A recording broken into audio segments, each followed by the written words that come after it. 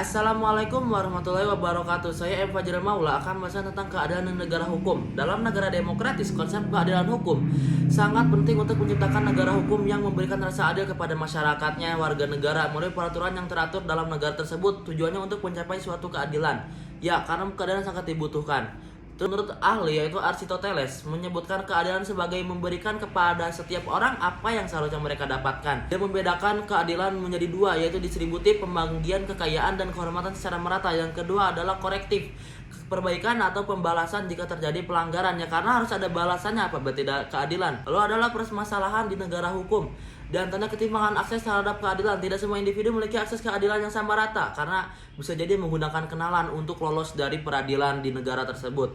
Yang kedua, korupsi dalam sistem peradilan. Korupsi sangat banyak sekali dilakukan oleh oknum-oknum, seperti korupsi penggelapan dana, pencucian uang, dan oknum-oknum itu membayar juga menyuap kepada pihak keadilan hukum agar mereka lolos. Jadi untuk menutup mulut.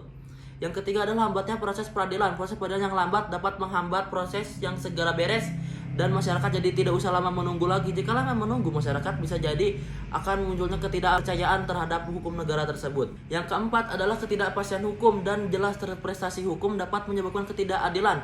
Hukum harus transparan, tidak boleh tidak transparan. Hukum jelas, terbuka, dan tidak memunculkan kesenjangan. Yang kelima adalah tantangan global dan teknologi. Sistem peradilan harus mampu beradaptasi dan mengatasi tantangan ini secara efektif. Karena zaman sekarang banyak sekali cybercrime. Ya, cybercrime sudah banyak dilakukan, dan hukum di negara tersebut harus bisa menyesuaikan dengan kemajuan zaman yang ada dan menyesuaikan dengan keadilan. Upaya untuk merekomendasikan reformasi hukum yang komprehensif untuk memperbaiki ketidakpastian hukum, memperkuat perlindungan HAM, dan meningkatkan aktivitas sistem peradilan. Yang kedua adalah peningkatan akses terhadap keadilan, memastikan akses yang adil dan merata bagi seluruh rakyat di negara tersebut. Yang ketiga adalah pemberantasan korupsi, melibatkan penguatan lembaga inti korupsi yaitu seperti KPK, Intel, dan yang lain-lain. Yang keempat adalah peningkatan kapasitas dan kualitas sumber daya manusia, melakukan pelatihan dan pengembangan terhadap hakim, jaksa, polisi, dan pihak-pihak tertentu yang meliputi mencakup hukum. Yang kesimpulan, permasalahan keadilan negara hukum meliputi ketimpangan akses korupsi, lambatnya proses peradilan, ketidakpastian hukum, ketidaktransparan hukum, adanya tantangan global. Upaya perbaikan meliputi reformasi hukum, peningkatan transparansi dan akuntabilitas, peningkatan akses terhadap keadilan, pemberantasan korupsi, dan peningkatan kapasitas sumber daya manusia.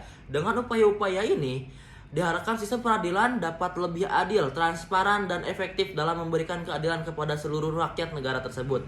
Sekian dari saya. Wassalamualaikum warahmatullahi wabarakatuh.